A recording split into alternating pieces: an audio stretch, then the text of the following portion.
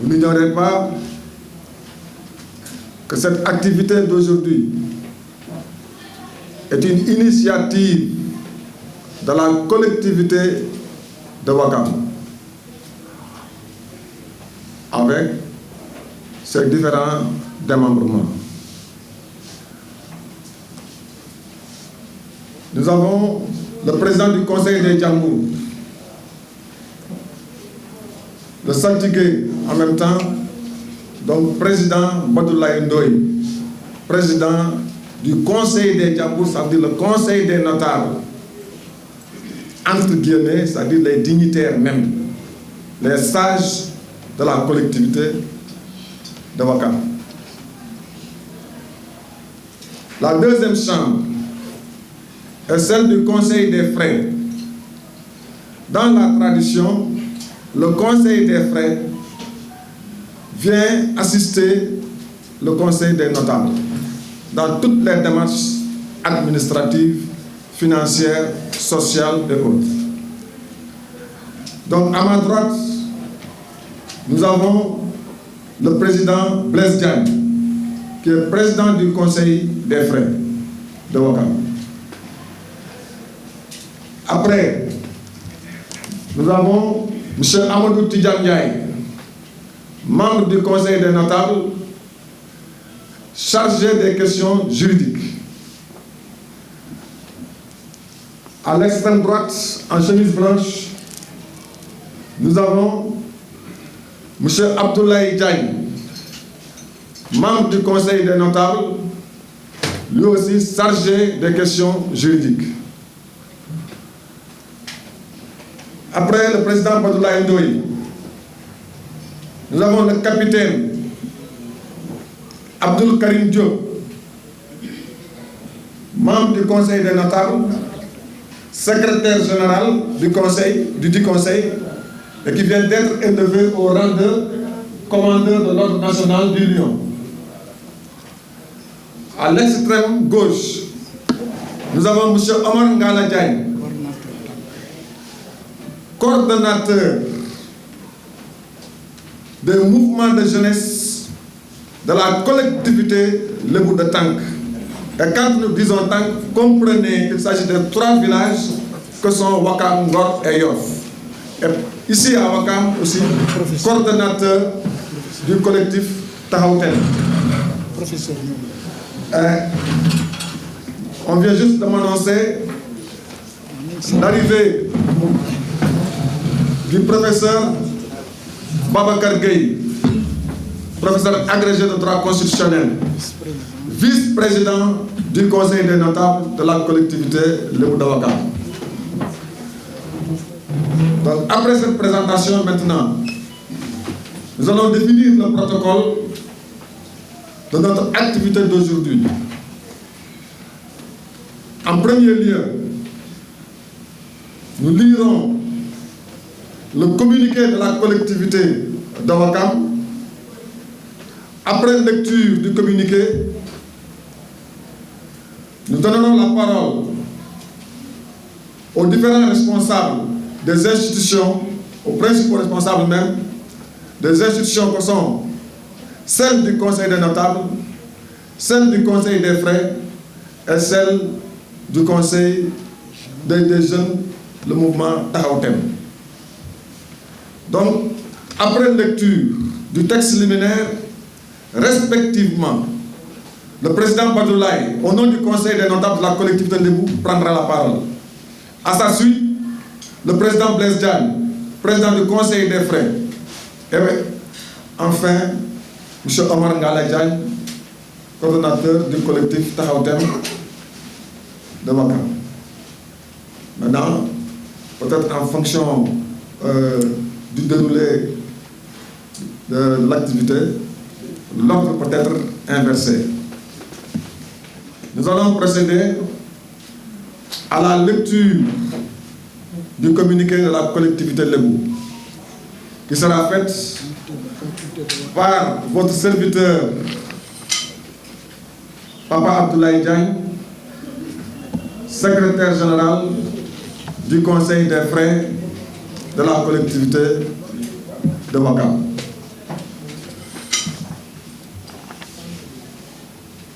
Bien. Communiqué de la collectivité de Ouakam. Récépissé de la collectivité. Numéro 0148 GRD/AA/ASO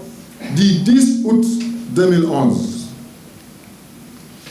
La collectivité de Ouakam, propriétaire du TF 1751 NGA signifie Ngor Almadi, ex-5007 DG, c'est-à-dire Dakar-Gorée, continue de subir des agressions de la part de l'administration et d'autres institutions de la République. À cet égard, soucieuse du respect de nos institutions, elle diffuse depuis l'année 2018,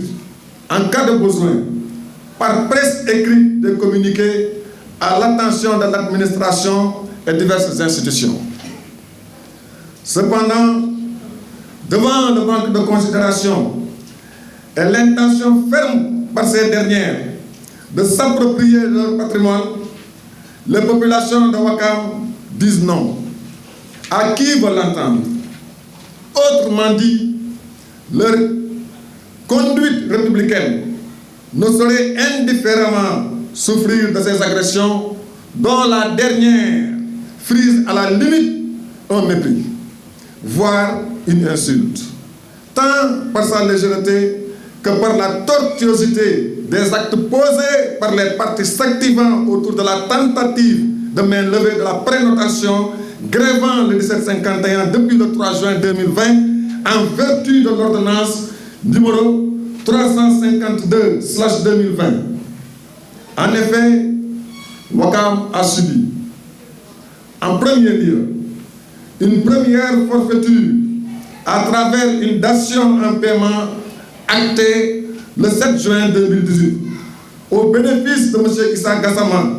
à notre insu, qui s'approprie un titre foncier numéro 19481 NGA d'une superficie de 8736 mètres carrés.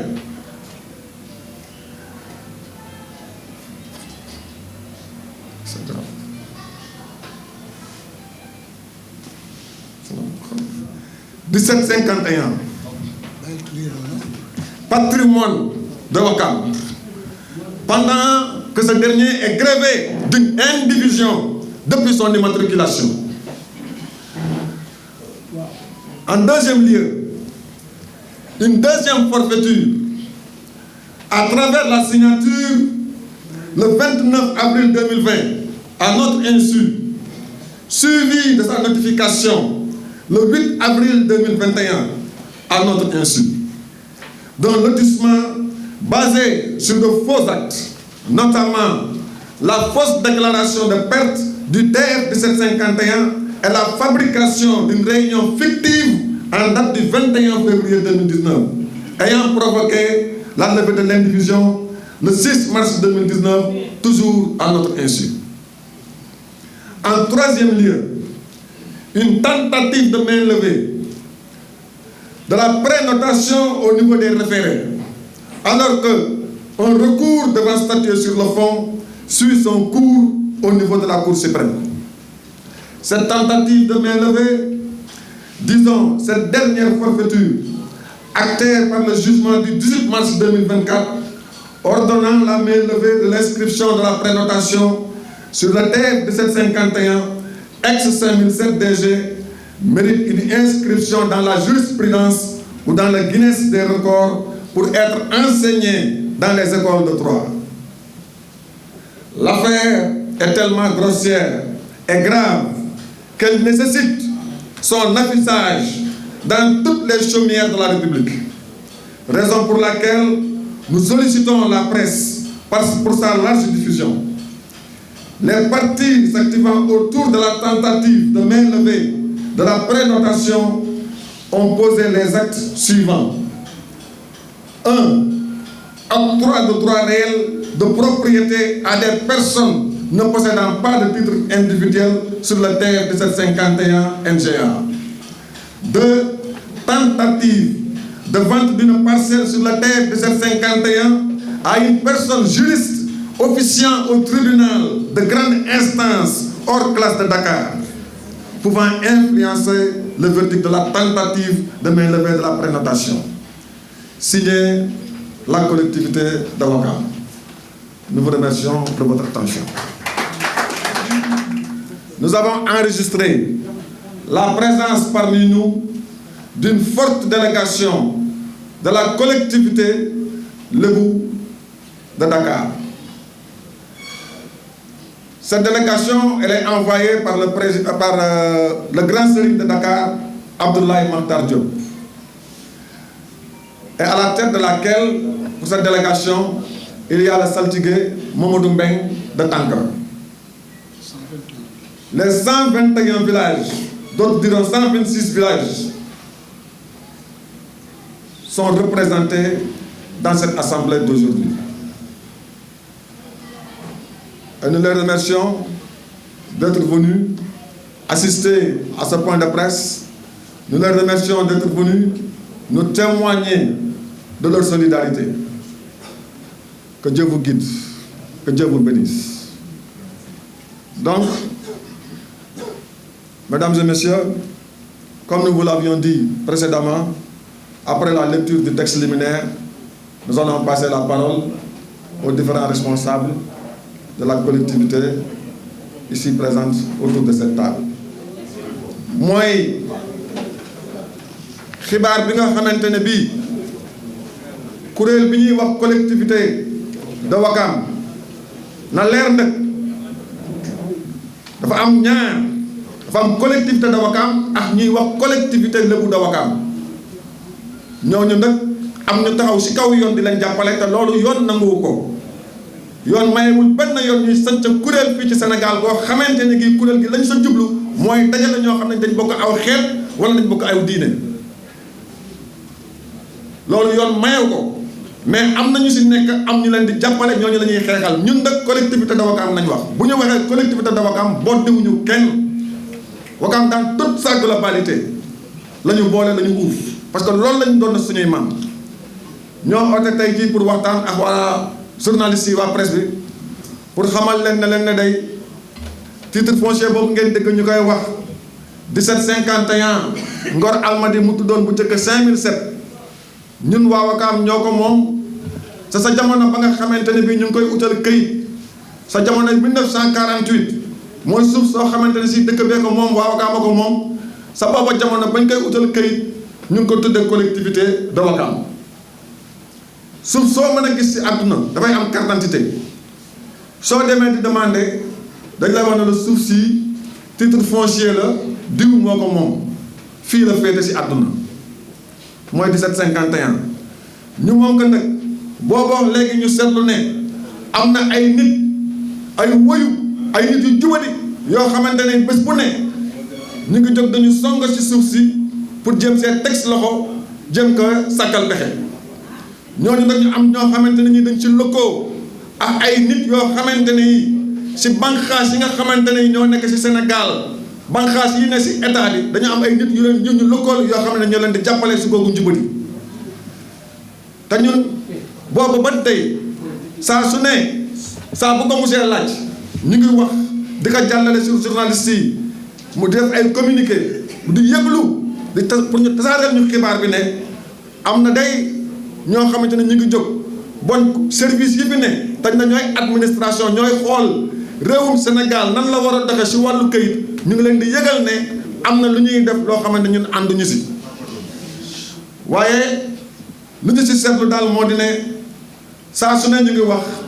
mais ñoom dafa mel ni fulaaluñu ñun li nga xamante moom la ñuy def bañ ñu tënk lu def comme si yëguñu ñun li ñu leen di wax léegi nag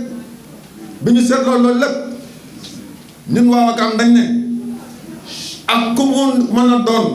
ku ko bëgg a dégg ak ku ko bañ a dégg naam dañ nekk ci réewu droit bu ko ñoo def loo xamante ne ni dafay dadul méngoo ak yoon waaye nag am na loo xam ne mënuñu kaa nangu mënuñoo toog di seetaan ay nit booboo léegi ñu yëngu ci suñu alal di ci def li leen neex saa bu ñu waxee kenn duñu fulaal mu mel ne dañ ñu bëgg a saaga aw ndey te saa su ne la nga xamante ne lii moom la ñu seetlu si boo xamante ne dañu aw tribunal wala dañu aw si administration si service yi lañu siy gis si këyit yi ñu leen di jox pour ñooñu mën a sàcc suñu alal ak njubadi ku mat sëkk lañ siy seetlu te dafay doon loo xamante ne duñ mën a tegu fenn la nga xamante ne njëkk nañ kaa seetlu mooy suuf si ñun ñoo ko moom suuf si ni mu bindoo dañ ne bien individu bu ñu nee bien individu nag mooy alal joo xamante ne ji kenn mënu ko xàjjaatle kenn mënu la wax ne Masamba yow yaa moom lii Ismaïla yaa moom la de Aldemba yaa moom lii wala Kumba Joor Kaay Ayda sa wàllaañi loolu mënu la nekk dafay doon alal joo xamante ne ji dañu war a toog waxtaan ba déggoo si ñu ne nii lañ ko war a defee bu karagee ñu daal di jóg dem defe ji ko noonu waaw suuf si ne mel tëddee noonu ñu am lu ñu seetlu ay nit jóg waxuñu ak waa Wakaam kenn yabalu leen parce que suufas Wakaam na leer xale bii nekk ci biiru ndeyam sax bu subaa am na droit taxaw wax ne sama wàll si suuf si anamu kenn mënu kaa seddaatle ay nit yoo xamante ne kenn joxu leen kaddu kenn santew leen kenn yónniw leen rocceeku def seen ak njubadi jël ak nit liggéey loo ko ñoo xam lu mu liggéey ñoo xam lu ñu waxantee moom kenn yëgul kenn tunul ñu daal di ñëw fekk suuf sa nga xam ne mu ngi nekk ci indivision ñu jël daal di ko jox na def leen liggéey loolu ñu fay ko 8736 mètres carrés xëy na binduñu ko woon fii waaye mën naa leen kaa expliquer waaw Wakaam terrassé na fi ay terrain terrassé na ay hectares Wakaam fayu 50 millions ak lu teg lañ terrassé te mosuñoo fay 50 millions ay nit yu jubali du wax na ñoom ñooy wax si turu dëkk bi si loo xam ne kenn yëgu ko ñoo dem fekk benn Samba Boy benn wuyu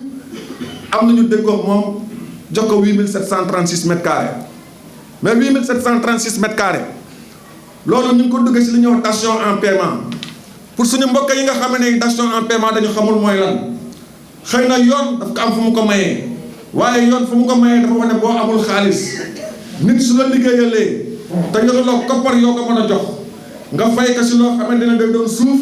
wala day doon loo xamante ne day doon ay lal wala sa oto wala sa kër wala sa néeg loo xam ne day doon matériel du doon espèce parce que espèce mooy xaalis ñoom ñu dem defi ci loolu jox ko 8736 mètres carrés te liy yéeme jamono biñ koy def boobu suuf si mu ngi si indivision maanaam yoon mayewul benn boor les lois de la République du Sénégal permettront et même ailleurs dans le monde un bien individu nga ñëw di si am lenn loo siy génnee di ko jox ak nit ñoom ñu dem defi ci loolu ba ñu demee ba xam ne yëg nañ leen xam nañ ne def nañ pàccoor ñu daal di daw ëlbatu ko di ko changé ñun ñu jóg dem defi ci li ñuy wax prénotation parce que prénotation yoon moo ko indi li nga xamante ne bi sa alal la da nga see bokk soo sa gisee lu la jaaxal am ay nit yu si bëgg a yëngatu bëgg saa def naka su dul noonu yoon may na la nga jaar fi nga war a jaar pour wax ne yow d'accord loo dañ la bëgg a lor wala da nga gis loo neexul bon lépp lu ñu sa bëggoon a def nañ ko arrêté ba ñu waxtaan ba déggoo ñu soog a mën a am leneen lu ñu say def waaye li si yéeme mooy saa boo xamante ne bii ut nañu pexe si wàll boobu ñoom dinañ am ñu ñu lëkkool am na ñu jaar ñu ñu waxtaanal ñu ñëw defal leen loolu daal di leen may pour que ñoom ñu daal di jéggi ay def yeneen i jéego ah ñun nag dañ wax ne ñoo xamante ne ñu liggéeyloo ñu leen ñoo xamante ne ñu joxuñu leen kaddu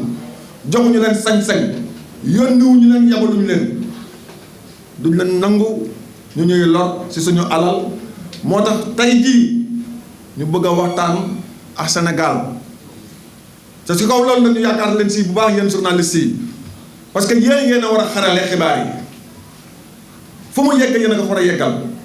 ñii yor réew mi bëgguñu lu yëngal réew mi waaye suufu Wakaam si na leer attention ñun mënuñoo moom suñu moomeel moom suñu alal. ay nit xëy na ñoo bokk lëkkoox yeneen i nit bëgg a def ci suuf si naka su dul noonu te nag suuf lu jar a bàyyi xel la. àdduna ni mu bindoo guerre mondiale yi fa am yépp ku mu ne nga dem gëstu ji ko si suuf la juddoo. yal nañu yàlla sàmm nag ba ñu nekk si ak dal mais suufas ba ko am si du ñu ko bàyyil kenn bàyyi boo ñu def décision yu leen neex mais du jàll de parce que xëy na tey ñun ñu ngi toog di wax mais suñuy jarbaat suñuy doom mën nañoo jóg ëllëg ñoom tamit engagé waat bataille bu ma leen engagé bataille tey tribunal jox leen dëgg bu subaa sama doom bu jógee bu demee si kaw ñaay bi kenn mënu ko faa jële su taxawee su porter plainte dañ koy topp juwaat bon nañu xoolaat bu baax li ñuy def. xam nga Gassama bu ñu ko joxee 8736 mètres carrés tey jii umpul kenn ne booru littoral bii mais le mètre carré mu ngi si diggante 900 000 1 million. Wakaam li ngeen di gis mu jàkkaarloo monument de la renaissance àll boobu yaa di ne yambal ak noonu loolu mooy li nga xamante ne lii moo ñu dese tey si suñu suuf suñuy wax 5007 1751 te loolu noonu boor boobu tey képp ku fa taxaw dama lay xamal ne yaa ngi tiim Ndakaaru Njaay li ma leen di wax su ngeen si bëggee am lu leer génn leen rek léegi ngeen taal seeni oto ngeen dem jël traversé Camp Mamel ngeen ñëw ba taxaw si kaw pont bi ngeen gis ne fi ngeen taxaw tiim ngeen Ndakaaru Njaay boo tabaxee immeuble nag kenn waxatu ko fii gën a cher tey si Ndakaaru Njaay fii gën a cher tey si Sénégal bërëbu Wakaam bii si la bokk ak nit soo ko joxee 8736 mètres carrés daanaka tey jox ko 8 milliards waaw yow kii liggéey si superficie boo xam ne bi 4 hectares la nga bëgg ko fay valeur boo xamante ne fi ñu toll tey jii valeur bi àgg na 8 milliards loolu lan la ko xel mën a nangu moo tax waa dëkk bi waxtaan quartier bu ne yebal ña nga war a yebal si mag ñi muy les notables quartier bu ne yebal ña nga war a mën a yebal si frais yi ndaw ñi daal di jóg ñu bokk àndandoo ne dañuy xeex lii xam nga bu ma leen njëkk a limal noonu mooy lañ fa ñu jaar Gassama waaye ñoom dañu ëlbatikuwaat si loo xamante ne ñun yëguñu ñu dem lëkkoo ak ay nit ci kaw administration parce que si sooy defee morcellement lotissement bu mu mën a doon pour ñu mën ko reconnaître ministère ñoom ñoo koy valider mais tey jii ak njubadi lañ fa gis parce que ña fa nekk xëy na am na lu ñu leen di dig di leen ko neexale ku si nekk da nga bëgg am kër fii si suufas Wakaam ñu daal di ñëw autoriser leen lotissement boo xamante ne bii ñun yëguñu ñun nag dañu wax ne ñoom ba ñuy def loolu day suñu ko yëgoon danañ leen teel a dogaale bi ñu ko yéexee yëg tamit teel nañ leen a dogaale waaye ñoom dañ dem oote ab réunion titre foncier bi si suñu tur la ne bon lu sa nit di def war na kaa xool troisièmement nag li ñu fi mujjee gis mooy ñun bi ñu defee prénotation maanaam bi ñu doxalee ay démarches pour teg suñu loxo si kaw suuf si pour wax ne nañu xaar waaw ñu nekk Cour suprême mu war a régler dossier bi ñoom ñu jaari référé war a mën a ñëw ne day statuer si dossier boo xamante ne bi mu nga Cour suprême ñu war ko àtte ji foofu xeetu njubadi yooyu moo ñu jaaxal ñuy araftu di yëglu di oo nag kilifa yi si ak njub parce que ñun si ak njub la ñuy dox di leen wax ne ñun ñi day mën nañoo wax naan nii la ne la waaye dëkk bi am na foo xam ne buñ fa yeggee bu nit ñi jógee ba mu nar a jur fitna nañu xam ne ñun du suñu responsabilité parce que lañu waroon a def nañ ko waaye amul kenn ko nga xamante ne ki da nga nangoo toog gis sa alal ñu koy siif di ko sakkal pexe loolu moo waraloon ñu oote xaw naay gudda parce que soo bëggee wax ci français ak boo bëggee indi ci olof du benn ndaxte li ngay lire ci français xëy na am na ñoo xam seeni niveau toll na fa pour ñu comprendre rapidement mais boo ñëwee si olof am na si ñoo xamante ne ñii foog nga def ndànk pour waxtaan expliquer leen ñu mën a xam li si xew lépp nag mënu ma kaa boo ko développé fii moo waral dañ ko xaw a tënk wax ji en tout cas daal seetlu nañ ne jamono bii ñoom seeni doxalin seen njubadi goo xamante ne gi ràññee nañ si ne dugg nañ si tribunal bi ba dafa jéem a fexe nit koo xamante ne gi si wàllu droit la yëngatu si la jàng di xool niñ ko jaayee parcelle am nañ si lu leer tribunal de grande instance hors classe de Dakar beneen ba sa des yëg nañ ne ñu ngay joxe ay droit réel si ay nit yoo xamante ni amuñu benn këyit lu ñuy wax titre foncier individuel si moomee lu bokk bii di 1751 ba nag mbokk yi ñu ngi leen di xamal ne daal doxalinu tribunal tey na suñu xel